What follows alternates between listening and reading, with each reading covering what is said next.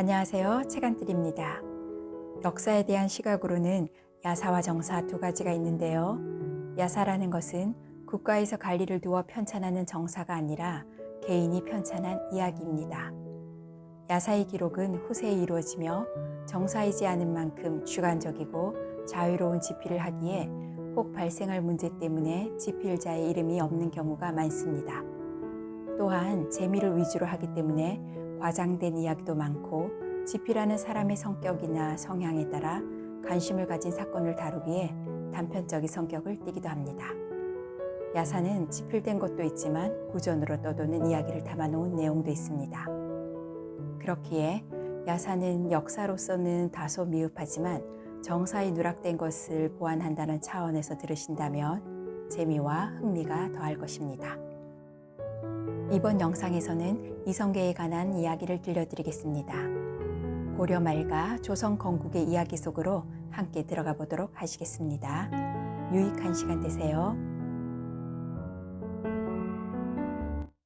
영웅 탄생. 태조 이성계는 전주 이씨로 아버지 환조와 어머니 채씨 사이의 이남으로 1335년 12월 11일 함경남도 영흥군 흑성리에서 태어났다. 자는 중결이며 호는 송언이다. 성은 이시며 휘가 성계다. 시호는 지인 계운성 문신무대왕이며 함경도 영흥군 흑성리에서 출생했다. 즉위 후 휘를 단 자를 군진으로 고쳤다.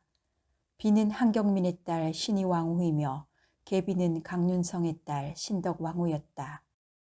1357년 공민한 6년 아버지 환조와 함께 유인우가 쌍성총간부를 공격할 때 공을 세웠고 환조는 고려 삭방도 함경도의 외직 무관벼슬인 만호겸 병마사로 등용되었다. 이때부터 이씨 가문이 흥하기 시작했지만 안타깝게도 환조는 46세의 일기로 세상을 떠났다. 그의 슬하에는 장남 원계, 차남 성계, 삼남 화가 있었다. 이 중 장남과 삼남은 정실의 소생이 아니었기 때문에 차남 성계가 아버지의 벼슬을 이어받게 되었다. 그의 궁술은 어릴 때부터 신기에 가까웠으며 외모도 위풍당당했다. 젊은 시절엔 엄격하고 말이 적었으며 평상시 눈을 감고 생활했기 때문에 친구조차 말을 붙일 수가 없었다. 하지만 일단 마음이 통하면 의리를 앞장서서 자신의 도를 다했다. 그는 키가 크고 귀가 특이하게 생겼는데 명나라 사신 왕태는 그의 귀를 보고 놀라며 이렇게 말했다. 귀가 묘하게 생겼네. 평생 처음 그런 귀를 본다. 어느 날 간상과 해등이 이성계의 친척에게 이렇게 말했다. 앞날이 환하게 펼쳐지는 사람은 이성계밖에 없다. 그러자 그의 친척은 얼굴을 찌푸리며 이렇게 대답했다. 턱도 없는 소리. 쟤 아무리 잘 돼봐야 총재, 내무부 장관, 밖에 더 되겠어? 그러자 해등은 이렇게 결론을 냈다. 총재라니 답답하네 그려. 내가 본 것은 그게 아니란 말이 왜다. 그는 임금의 상을 지니고 있어 틀림없이 건자에 오를 것이요. 무학대사가 설악산 토굴에서 돌을 닦을 때 이성계가 찾아와 자신이 꾼 두 가지 꿈을 해몽해달라고 했다. 그는 꿈의 내용을 차근차근 설명해 주었다. 허물어진 집으로 들어가 3개의 석가래를 가로 짊어지고 나왔습니다. 그의 말을 들은 무학대사는 먼저 예의를 갖춘 후 대답했다. 등에 짊어진 3개의 석가래는 임금 왕자를 뜻합니다. 이어 그는 또 다른 꿈을 말했다. 꿈에서 꽃이 지고 거울이 떨어졌습니다. 그러자 무학대사는 그 꿈을 이렇게 풀이했다. 꽃이 진 것은 곧바로 열매가 생기는 것이고 거울이 떨어진 것은 틀림없이 무슨 소리가 났을 것입니다. 훗날 이성계는 무학대사와의 만남을 기념하기 위해 세운 사찰이 바로 서광사다. 하지만 안타깝게도 태조의 친필 서광사 석자가 없어지고 현재는 각판만 남아있다. 이성계가 정승의 벼슬을 할 때 꿈을 꾸었는데 꿈에 신선이 나타나 금척을 주면서 이렇게 말했다.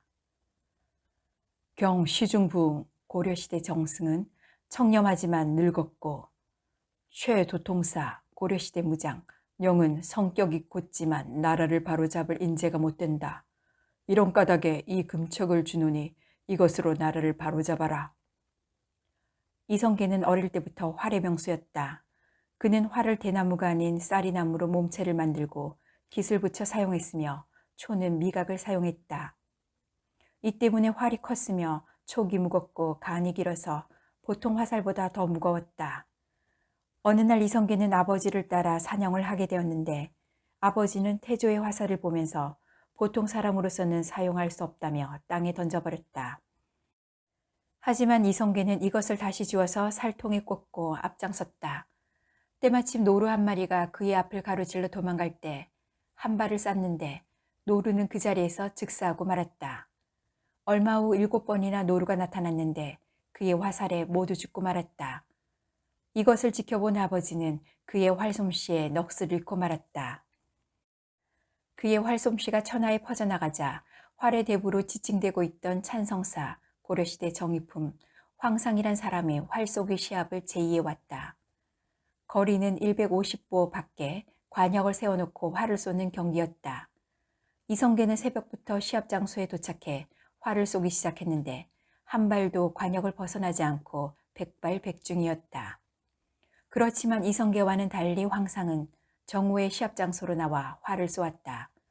그는 수백 발 중 50발만 명중했고 나머지는 실패했다. 황상은 그의 활솜씨에 탐복해 공민왕에게 보고하자 왕은 이렇게 칭찬했다. 이성계의 공술은 신기에 가깝구나. 야전 사령관. 이성계는 밀직사부사 마을에서 두 번째 높은 벼슬 안변 한경민의 딸과 결혼했다.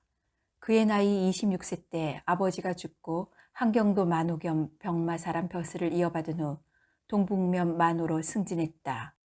1361년 공민왕 10년에 홍건적이 송도를 침략했다. 그러자 왕은 남쪽으로 피신하고 이성계가 출전하여 홍건적을 물리쳤다. 이듬해 hen 원나라 승상 나아추가 쳐들어왔다. 왕은 이성계를 동북면 병마사로 삼아 출전시켰다. 전장으로 나간 이성계는 부하 장수를 모아놓고 이렇게 말했다. 우리가 여러 번 패한 원인을 말해봐라. 그러자 여러 장수들은 입을 맞춘 듯 이구동성으로 그 원인을 보고했다. 전투가 한창일 때 철갑옷을 입고 붉은 새털로 장식한 적장 한 사람이 창을 휘두르면서 달려듭니다.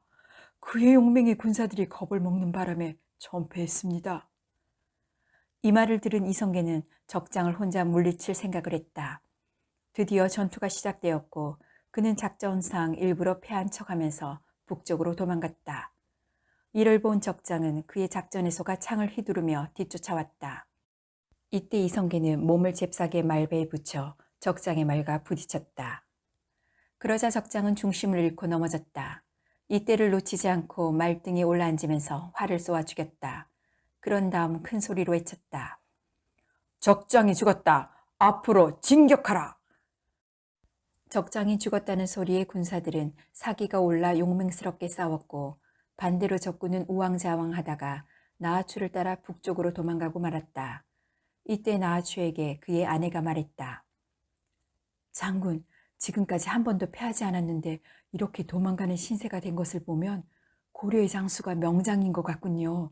괜히 헛수고하지 말고 돌아갑시다.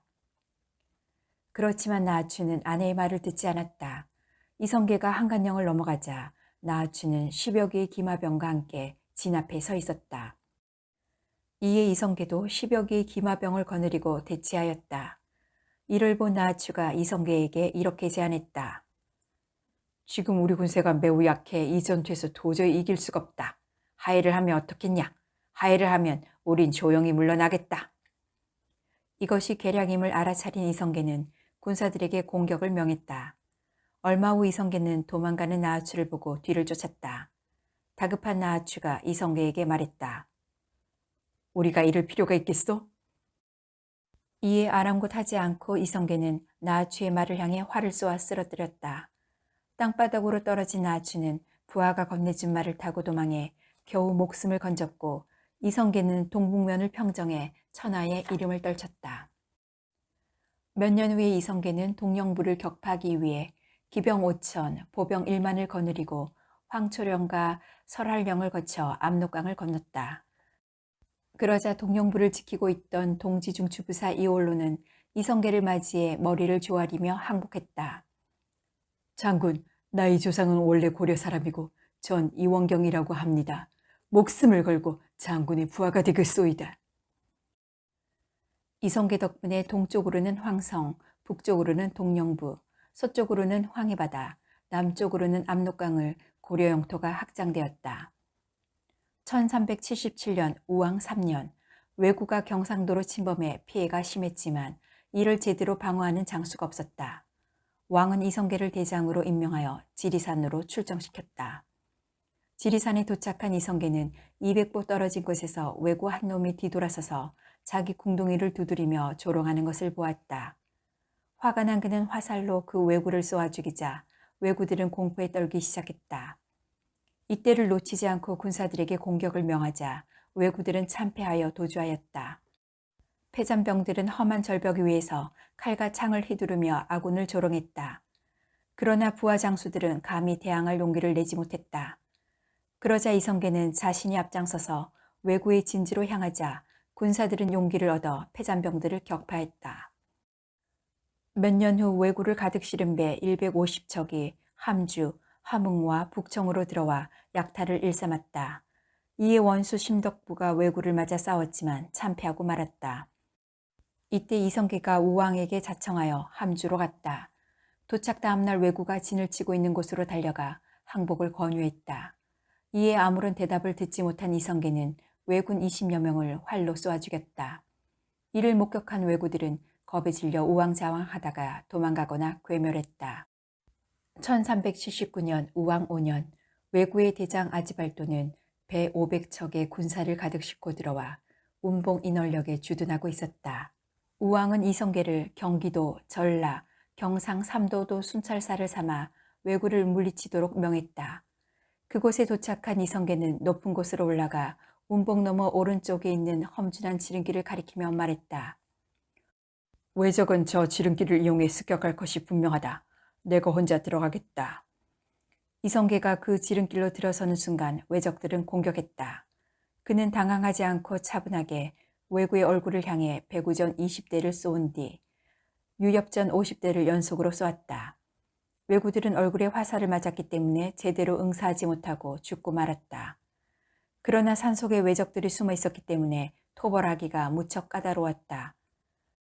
이성계는 부하 장수에게 소라를 요란하게 불게 하여 군사를 진군시켰다. 그 순간 자신의 말이 왜구의 화살에 맞아 쓰러졌다. 그는 잽싸게 다른 말을 바꿔 탔는데 그만 왼쪽 무릎에 적군의 화살이 박히고 말았다. 왼손으로 박힌 화살을 즉시 뽑은 다음 부하들에게 명령했다. 죽음이 두렵다면 모두 물러서라. 난 적과 더불어 죽을 것이다. 그의 말에 군사들은 사기가 충전되어 용맹하게 싸웠지만 왜적은 물러설 기미가 전혀 없었다. 왜장 중엔 나이가 15, 16세가량의 소년이 있었다. 비록 나이가 어리지만 용기와 담력은 백전노장을 능가했다. 이 소년을 본 군사들은 이구동성으로 외치면서 도망을 치기 시작했다. 저자가 바로 아지발도이다. 전투가 한창일 때 이성계는 아지발도의 용기와 기백을 높이 평가해 이두란, 본명 툰두란에게 생포하라고 명했다.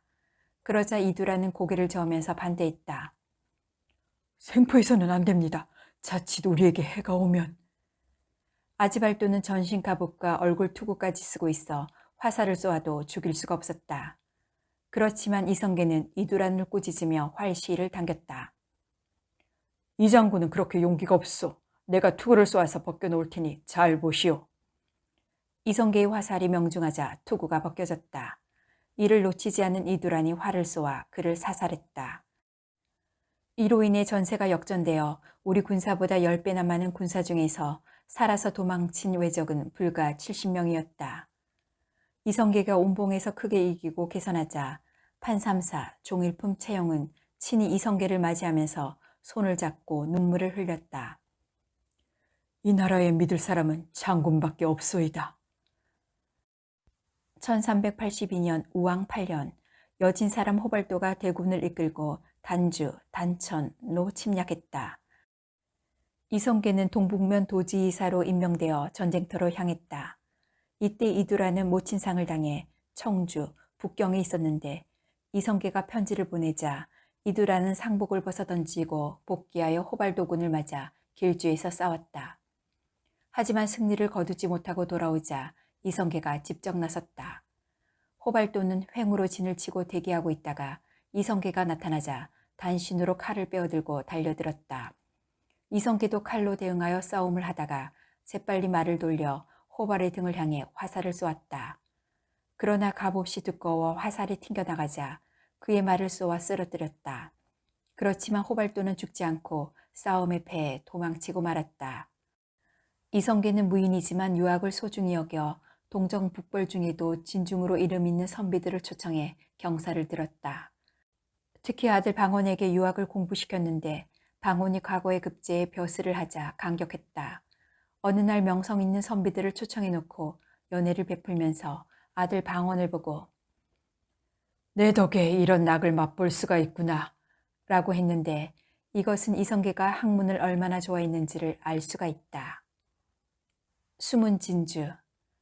이성계는 동북면 상만호 시절 여진족과 홍건적과 왜구를 토벌하면서 명성이 천하에 알려졌고 벼슬 또한 하시중 정승에 이르렀다. 하지만 동정 북벌을 하는 동안 나이가 들었다. 이때 항해도 해주에 살고 있는 강윤성이란 사람은 양반은 아니지만 서민 중에서 학행을 갖춘 인물이다. 그에겐 미덕을 겸비한 딸이 있어 1등 사익감을 찾고 있는 중이었다. 어느 날 그는 친구로부터 이성계의 문객 홍진사라는 사람을 소개받았다. 홍진사에게서 이성계가 좋은 신부감을 찾는다는 말을 듣는다. 그러던 중 강윤성은 잠자리에서 부인과 이런저런 이야기를 주고받다가 딸의 시집 문제를 끄집어냈다. 우리 딸의 나이가 지금 19살이요? 그럼요. 내년이면 20이니 맞지요. 늦은 것이 아니오. 그래, 부인께서도 사익감을 구해보았소? 구해보긴 했지만 마땅한 총각이 없어요. 이대로 가다간 딸아이가 늙을 수밖에. 영감께서도 알아보셨습니까? 구해보긴 했지만 모두 신통치 않구려. 어떻게 하면 좋겠습니까? 부인의 말에 강윤성은 고개를 떨어뜨리고 뭔가에 몰두하다가 말을 이었다. 내일 당장 개성으로 달려가 홍진사를 만나볼까? 무슨 좋은 수라도? 홍진사 말인데 이성계 장군 같은 분에게 부인이 없을 리가 있겠소마는 벼슬이 높은 관계로 서울에서 고향으로 자주 내려올 수가 없다고 합니다. 그래서 서울에다가 첩을 두기 위해 작년부터 미덕을 겸한 교수를 찾고 있다고 했소. 그래서 개성에 가려고 하오. 그렇게 하세요. 당연히 시골엔 정실 부인이 있겠지요? 두말하면 잔소리지 않소? 그 자리에 우리 딸을 주자 말씀이군요. 부인이 서운한 기색을 보이며 고개를 숙이자 강윤성은 도닥거렸다. 부인의 심정을 모르는 바는 아니오. 하지만 사익감을 구하지 못해 이렇게 생각한 것이니 오해는 하지 마세요. 이성계 장군께서 왜 여태까지 여자를 구하지 못했을까요? 글쎄, 이성계 장군의 나이가 얼마나 되나요? 모르긴 몰라도 대략 40은 될 것입니다. 뭐요? 40이요? 아버지 뻘인데 우리 딸아이가 좋아하겠어요? 그러니까 부인께서 조용히 물어보세요. 그 다음날 개성에 도착한 강윤성은 홍진사를 만나 이성계의 혼사가 결정되었느냐고 물었다. 아직 결정되지 않았어. 근데 그건 왜? 나에게 솔직하게 말씀해 보시구려. 네, 제 딸년 혼사 문제로 벼랑간 찾아뵙게 된 것입니다. 그래요? 그렇다면 누구와 혼인하게 되었습니까? 누구라니요? 이 장군에게 제 딸이 어떨까 합니다. 그게 정말이요? 네, 정말이고 말고요. 그렇다면 따님 나이가 얼마나 되었소이까? 방년 19이랍니다. 19이라. 딱 좋은 나이구먼. 어릴 때 본 적이 있는 것 같은데요. 그 아이랍니다. 지금은 딸아이가 만개한 모란꽃 같지요. 더구나 미덕까지 갖추고 있답니다. 허허, 그래요. 복 받으셨구려. 이 장군에게 청을 한번 넣어보겠소. 홍역만 믿고 기다리겠습니다. 그동안 많은 처녀를 물색했지만 아직도 찾지 못한 것 같습니다. 이 정도라면 성공할 것 같소이다. 홍영 고맙소이다. 하지만 우리 집안은 양반이 아니라 몇 대를 걸쳐 농사를 짓거나 장사로 살아왔습니다. 하지만 학행만큼은 양반집 못지않게 힘썼답니다. 이 점을 꼭 고려해 주세요. 혼인 부탁을 하러 간 강윤성은 홍진사에게 술대접까지 받고 해주로 돌아왔다. 그날 밤 강윤성은 부인과 딸을 불러 홍진사에게 부탁한 혼담을 이야기했다. 홍진사에게 도리어 술대접까지 받으면서 혼인 문제를 부탁하였소. 그동안 청혼이 많았지만 아직 결정되지 않았다고 합디다. 홍진사가 힘을 쓴다면 우리 애가 낙점될 것이 틀림없을 것이요. 며칠만 기다리면 좋은 기별이 올 것이요. 당신 생각은 어떤지 말씀해 보시오. 더구나 지금 이 장군이 장군이지만 반드시 고려를 대신하여 임금이 될 것이라고 장담하더군요. 이 말을 들은 부인은 눈을 크게 뜨고 기뻐하면서 손뼉을 치며 딸을 쳐다보았다.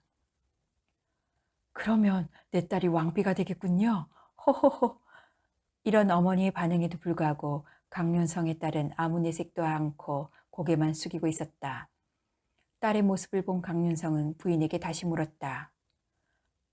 부인, 처음엔 탐탁치 않게 여기더니만 지금 마음이 변한 것이오? 영감, 지나간 이야기는 하지 마세요. 전 오직 내 딸이 이장군과 결혼만 하게 된다면 무슨 말이 더 필요하겠어요. 강윤성은 부인의 대답을 들으면서 뭔가를 생각하다가 딸에게 얼굴을 돌렸다. 얘야, 이 장군에게 시집가는 게 싫으냐? 이 장군은 이 나라 임금이 될 뿐이시다.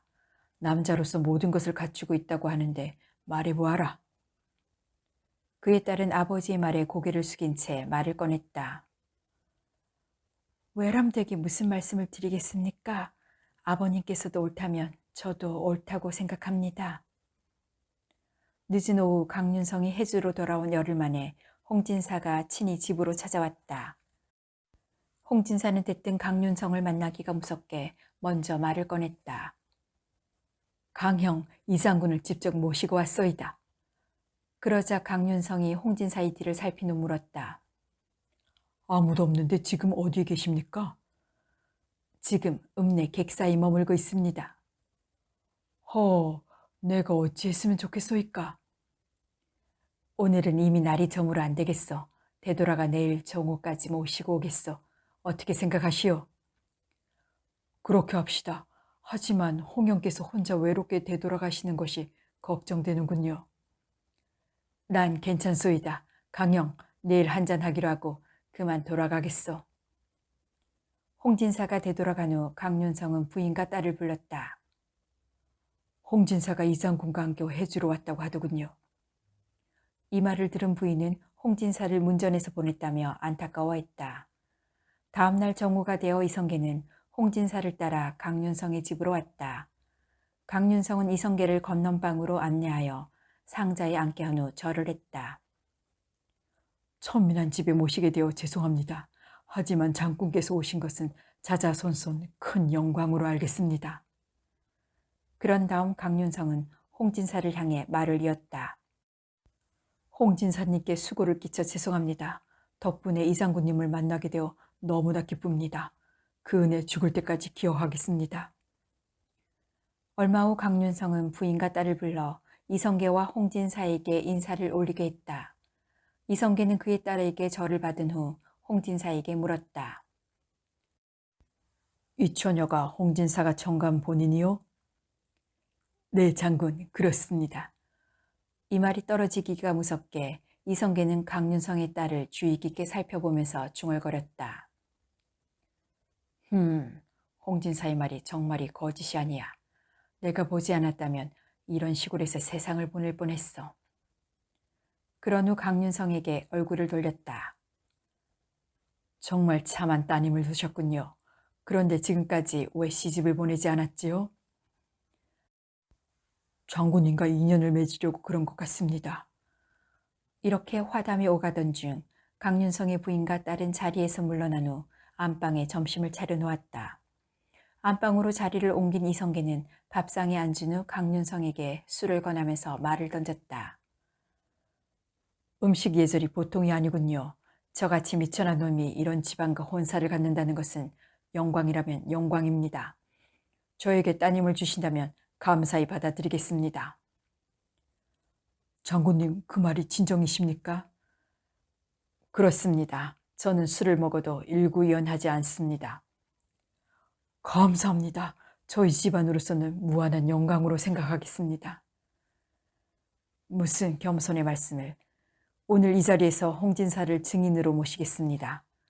그리고 장인 장모 되실 어른 앞에서 따님을 후처로 맞아들일 것을 맹세합니다. 길이를 택하여 적당한 장소에서 정식으로 결혼식을 올리겠습니다. 전 나라 일이 바빠서 내일은 곧바로 돌아가야 합니다. 이성계는 홍진사와 함께 강윤성의 집을 하직하고 길을 나섰다. 몰락의 징조. 1338년 우왕 14년, 우왕은 이성계와 조민수에게 요동을 토벌케 하였다. 이것은 명나라가 천령에 천령위를 세우고자 했기 때문에 사람들이 북원을 섬길 것을 주장하고 요동을 치기를 결의했던 것이다. 더구나 채용은 이성계가 임금이 된다는 소문을 낭설로만 여길 수가 없었다. 그는 이성계의 일거수일투족을 감시하기가 어렵게 되자 요동토벌에 청구하였다. 또한 요동토벌에서 약간의 잘못도 트집을 잡아 처치하려는 흉계도 포함되어 있었다. 최영이 요동토벌을 우왕에게 권하자 공산부원군 이자송이 최영의 집으로 찾아가 조용히 만류했다. 장군, 요동토벌은 아무 득이 없는 일이오. 도리어 화가 미칠까 걱정되니 그만두는 것이 좋을 것이오. 채영은 그의 말을 듣지 않고 도리어 죄를 뒤집어 씌워 하옥시켰다가 멀리 유배를 보낸 다음 죽였다. 이 일로 인해 겁에 질린 우왕은 채영의 말에 따라 요동토벌을 결의했다. 곧바로 우왕은 봉주에 도착해 채영과 이성계를 불렀다. 요동을 토벌함에 있어 그대들은 최선을 다하라. 그러자 이성계는 현실을 우왕에게 설명했다. 현 상황에서의 토벌은 불리합니다. 먼저 약소국이 강대국을 친다는 것이고, 두 번째는 여름철에 군사를 움직이는 것이고, 세 번째는 모든 군사를 토벌군으로 출전시키면 왜구가 이 틈을 타서 침입할 것이고, 네 번째는 더위와 비가 심해 군사들이 역병에 걸린다는 점입니다. 우왕은 이성계의 말을 듣지 않고 자신의 주장을 우겼다. 이 장군, 이미 출사를 결정했는데 어찌 거두란 말이오? 그렇지만 이에 굴하지 않고 이성계는 여러 번 출사를 중지할 것을 권했지만 왕은 막무가내였다. 이성계는 물러나와 이렇게 탄식했다. 백성들의 불안이 이제부터 시작되는구나.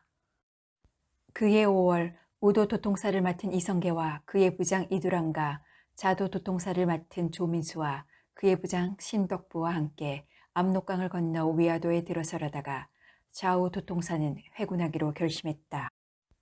좌우군 도통사는 우왕에게 다음과 같이 상소했다. 신들이 압록강을 건너 위화도에 도착할 때 많은 비가 내리고 있었사옵니다. 이것으로 인해 개울이 넘쳐 벌써 수백 명이 빠져 죽었사옵니다. 이대로 있다가는 군량미만 없어지고 말 것이옵니다. 다시 말씀드리면 약자가 강자를 섬기는 것은 나라를 보존하는 데 안전할 것입니다. 더구나 나라가 어려운 지경에 있는데 벼랑간 대국을 정벌한다는 것은 어불성설이옵니다. 부디 저희의 청을 받아들이시어 회군하도록 하옵소서. 상소를 받은 왕은 답변을 하지 않자 이성계는 부하 장수들에게 경고했다.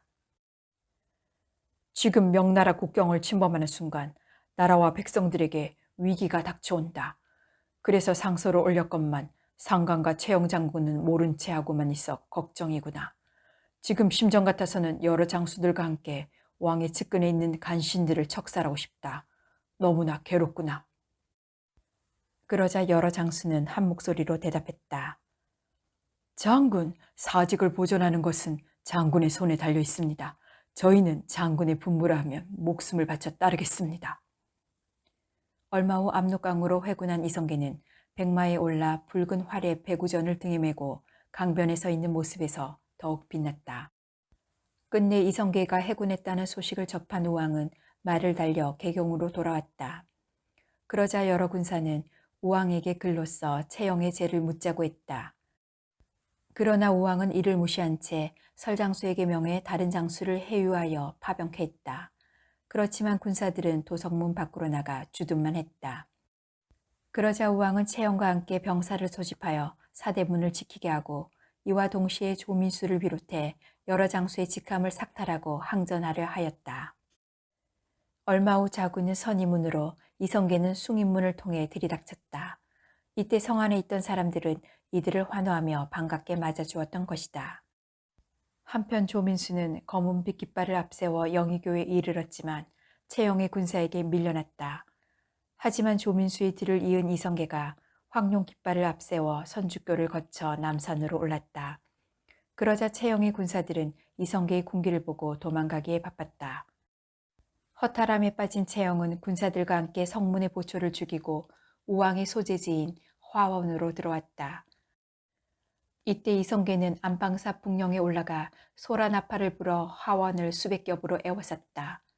그런 후 채영을 내놓으라고 소리쳤다. 이때 우왕은 영비, 최영의 딸와 채영과 함께 팔각전에 있었다. 이성계의 군사들이 수색에 들어가자 우왕은 채영의 손을 잡고 울면서 작별했다. 채영은 왕에게 절을 한 후 충보를 따라 나섰다. 채영을 본 이성계는 이렇게 말했다. 이번 일은 내 본심이 아니란 것을 알아주시오. 하지만 요동토벌은 나라를 불안케 하는 일이기에 하는 수 없이 이런 군사적 수단을 취한 것이오.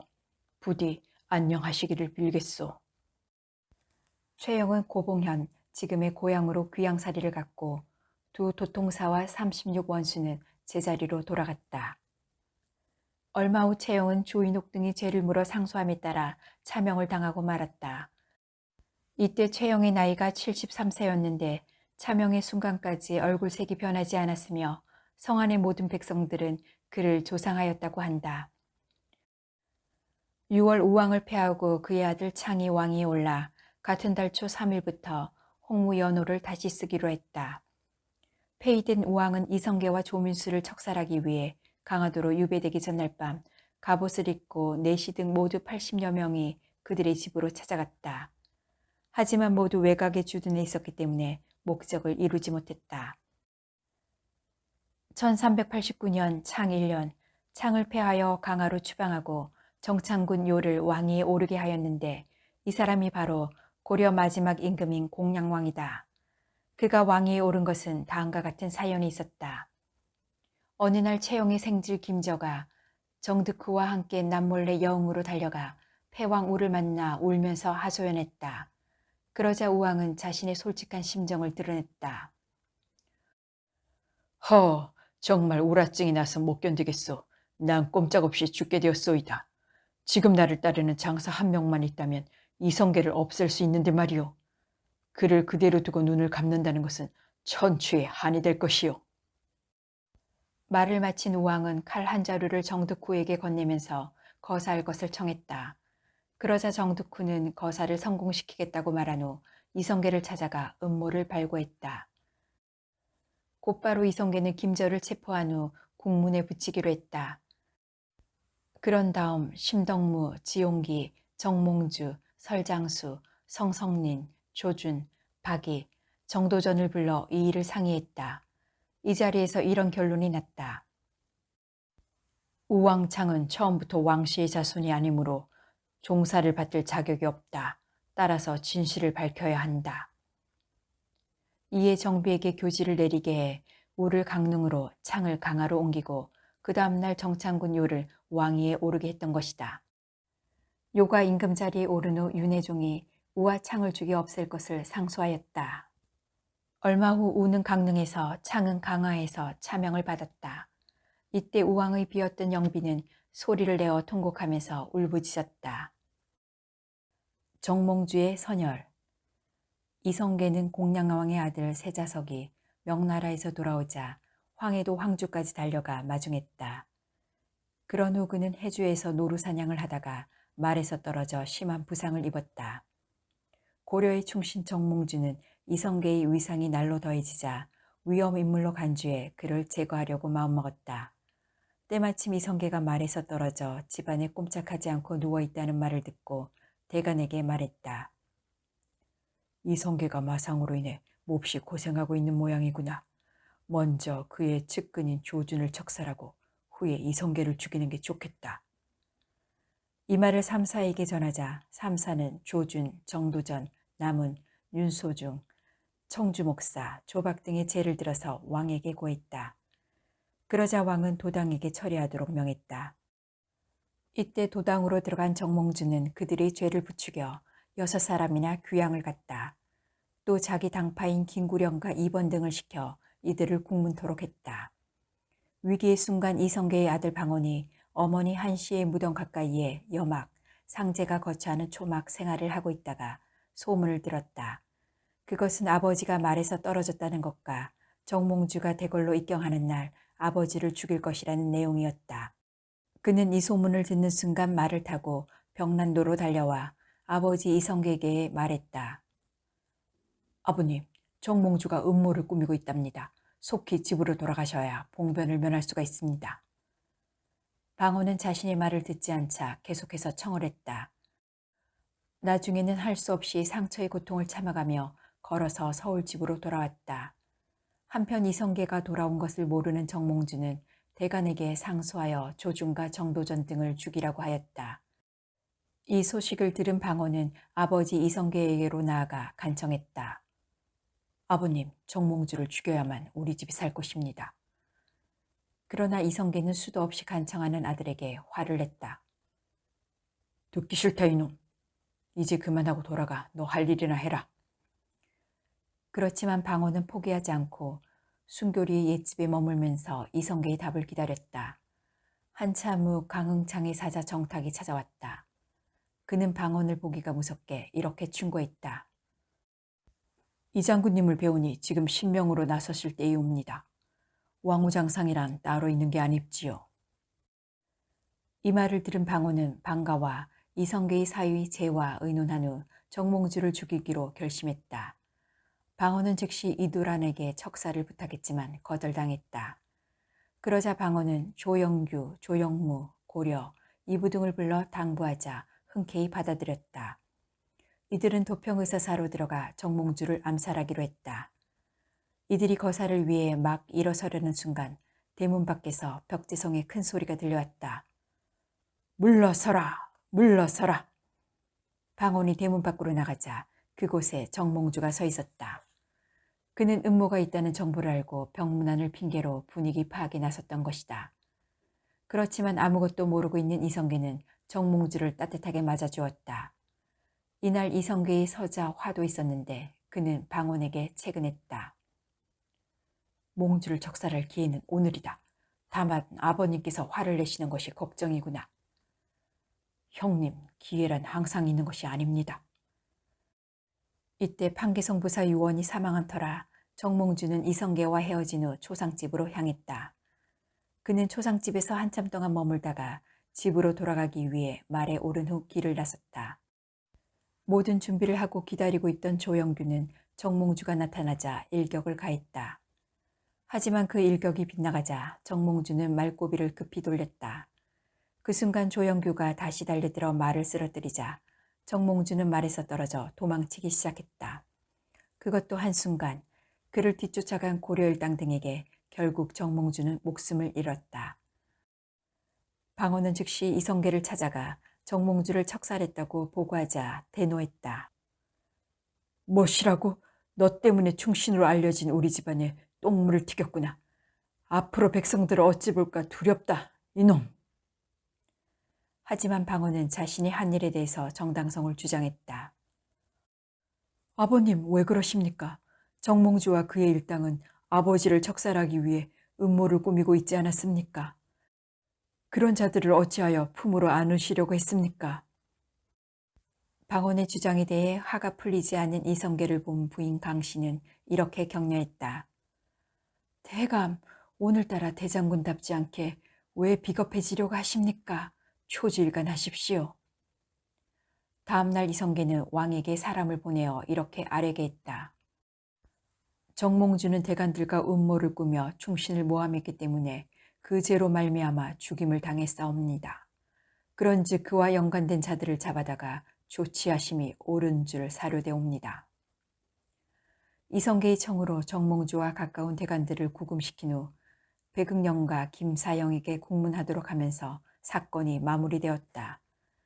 정몽주가 척살당하기 전으로 거슬러 올라가 보자 정몽주와 이성계는 아주 친한 사이였다. 하지만 이성계의 세력이 점점 커짐에 따라 그가 왕이 될 것으로 생각한 정몽주는 그를 암살하려고 음모를 꾸몄다. 그러나 이성계는 그 사실을 전혀 눈치채지 못했다. 하지만 이성계의 아들 이방원이 정몽주의 음모를 알아차린 것이다. 그래서 이방원은 잔치를 열어 그를 초청해 마음을 떠보았다. 이때 주고받은 시조가 바로 하여가와 단신가였다. 정몽주의 이런 충정에도 불구하고 이미 이성계가 위화도에서 회군할 때 남훈과 조인옥은 그를 임금으로 추대할 것을 이방원에게 말한 상태였다. 이방원은 공양왕 6월에 조인옥, 조준, 정도전, 조박 등 52인과 협력하여 추대할 것을 비밀리에 결정하였다. 하지만 이방원은 아버지 이성계가 노발대발하며 이에 불응할 것을 고민하다가 강씨 부인에게 모든 것을 털어놓고 이성계에게 알려달라고 청했다. 며칠이 지난 어느 날 밤 강씨 부인은 조용히 이성계에게 이 사실을 말했다. 그 다음날 아침 시중 배극념이 정비, 공민, 왕비에게로 나아가 아뢰자 곧바로 왕을 원줄에 내쫓고 이성계에게 국사를 맡겼다. 며칠 후 배극념은 옥새를 이성계에게 전하기 위해 그의 집으로 갔다. 하지만 이성계는 대문을 굳게 걸어 잠그고 있자 그는 부하들을 시켜 대문짝을 떼어버리고 들어갔다. 그는 옥새를 놓고 절을 올린 뒤 북을 치면서 천세, 천세라고 부르짖었다. 그렇지만 이성계는 굳이 사양하면서 이렇게 말했다. 예로부터 임금이 되려면 1000명이 따라야 하고는 나는 그런 1000명도 못 받았을 뿐더러 덕이 부족해 임금엔 적합하지 않다. 그러나 대소신료들은 하늘의 뜻이라며 결국 이성계를 임금으로 추대했다. 드디어 다음 날인 1392년 7월 16일 이성계의 나이 58세가 되던 해 고려조 500년은 역사의 뒤안길로 사라지고 조선 태조로서 첫 발을 내디뎠다. 이성계의 포용정책. 왕위에 오른 태조 이성계는 민심의 이완을 막기 위해 고려를 그대로 국호를 사용하고 송도에서 떠나지 않았다. 또한 고려 태조의 묘를 경기도 마전에 건설하고 왕씨 후예를 우대했다. 그러나 1393년 태조 2년 2월에 국호를 조선으로 고쳤다. 서울을 공주 계룡산으로 옮기려다가 하윤의 말을 듣고 그해 3월에 한양으로 결정했다. 이곳에 종묘와 사직과 궁궐, 경복궁과 창덕궁을 건설하여 신왕조의 기초를 다졌다. 어느 날 개국공신 정도전이 대낮부터 공신의 한 사람인 남은 이첩집으로 놀러갔다. 두 사람은 몹시 가까운 사이로 대낮부터 술상을 앞에 놓고 세상 돌아가는 이야기를 주고받았다. 허허, 이런 대낮에 찾아준 걸 보니 삼봉, 정도전의 호께서 퍽이나 심심했던가 보우. 무슨 말씀을요. 오랫동안 의성군 대감을 뵙지 못해서 일부러 찾아왔습니다. 아, 그래요. 좋소이다. 오늘 어디 한번 취해봅시다. 시원스럽게 술잔을 비운 정도전을 향해 나문이 물었다. 삼봉, 술맛이 기가 막히지요?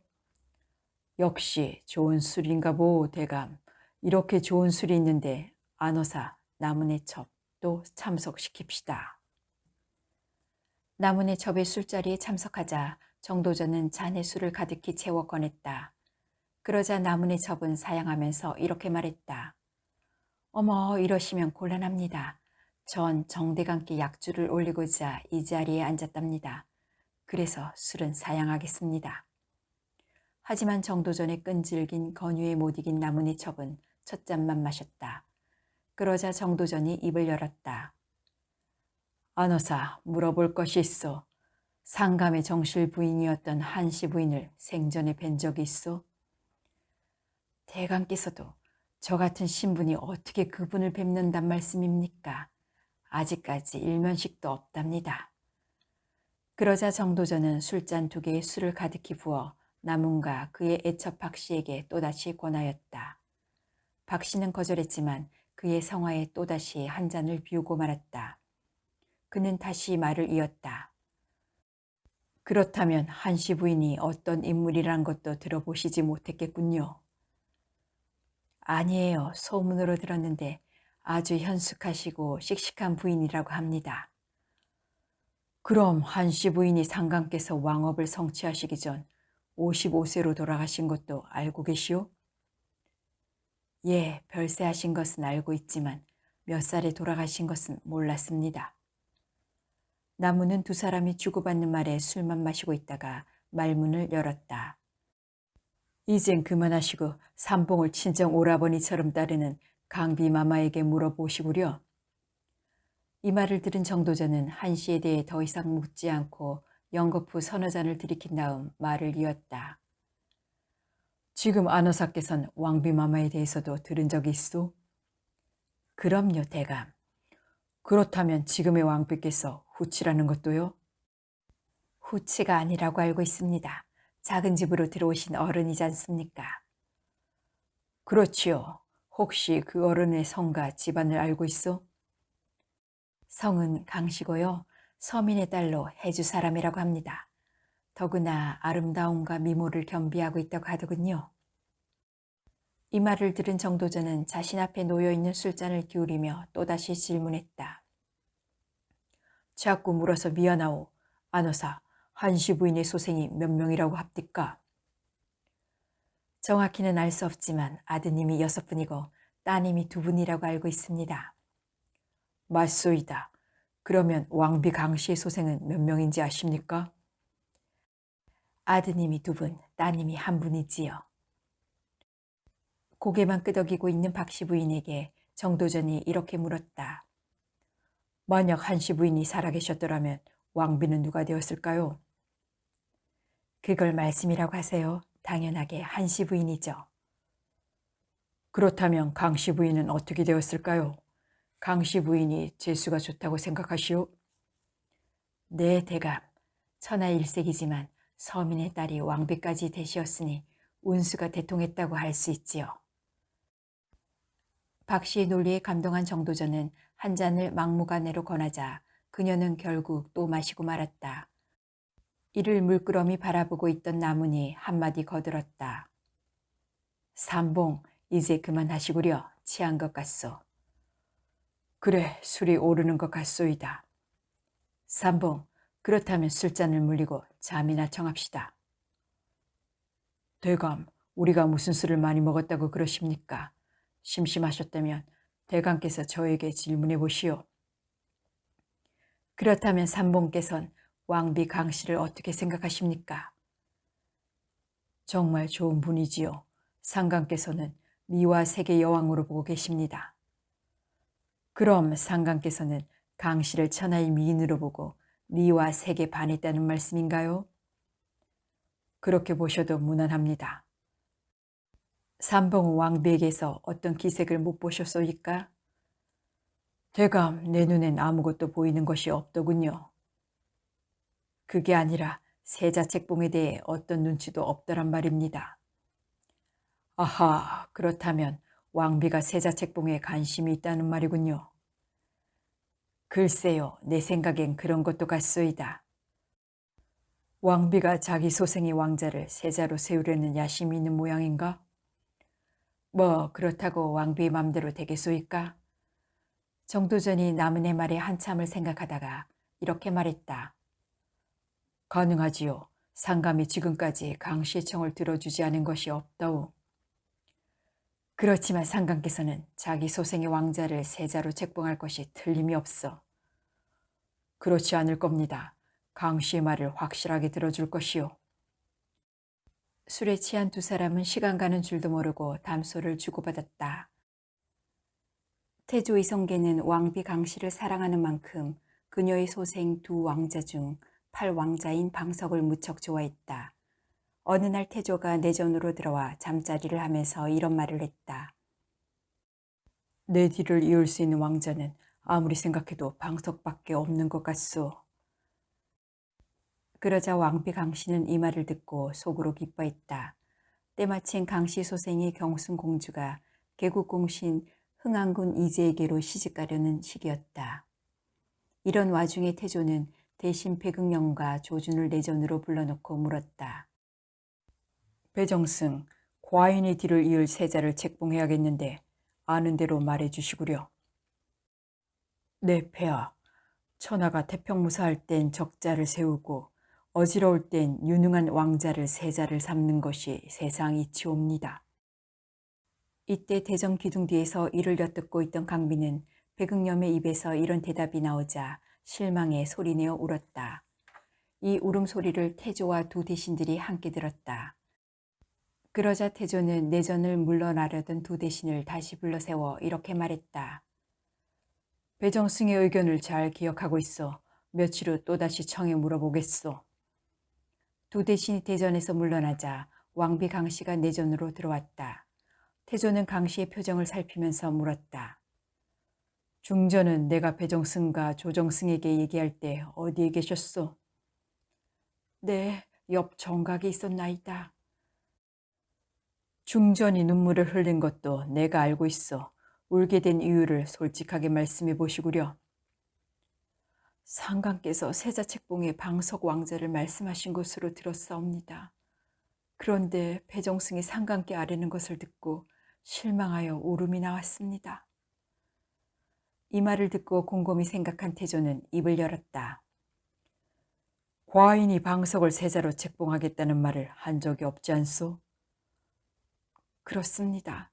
신첩에게 직접 언명하신 적은 없사옵니다. 그러나 일전에 상간마마께서 내전으로 들어와 내 뒤를 이을 자는 방석밖에 없을 것이다 라고 말씀하셨나이다. 태조는 이틀 뒤에 배극령과 조준을 대궐로 오라고 명하였다. 두 대신은 태조가 세자 책봉 문제로 부른 것으로 생각했다. 조준이 먼저 배극령의 집으로 찾아갔다. 대감, 태조의 소명이 세자 책봉 때문이 아닐까요? 나도 그렇다고 생각하오. 문제는 명답이 없다는 것이요. 지난번 우리가 아래고 돌아오는 순간 여인의 울음소리를 듣지 않았소. 그 소리가 왕비 강씨라는 것을 아시었소? 그럼요. 그런데 왜 소리를 내며 울었을까요? 그것은 아마 자기 소생의 왕자가 세자 책봉이 되지 않을까 봐 그런 것 같소이다. 그렇다면 어떻게 아뢰어야 좋을지 모르겠군요. 두 대신은 한참을 궁리한 끝에 태조를 아련해 이렇게 아뢰었다. 상간마마, 왕비마마의 소생 왕자 중 세자로는 방석 왕자가 적격이라고 사료됩니다. 이 말에 태조는 기분이 좋았고 강씨 역시 기쁨에 넘쳐 태조 앞으로 나아가 큰 절을 했다.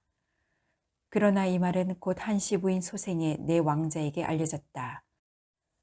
이것으로 인해 내 왕자의 마음엔 불평불만이 쌓이게 되었다.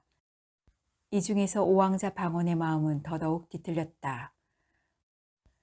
태조 2년 8월 팔왕자 방석에 세자 책봉식이 있었는데 한씨 소생의 내 왕자도 참가하였다.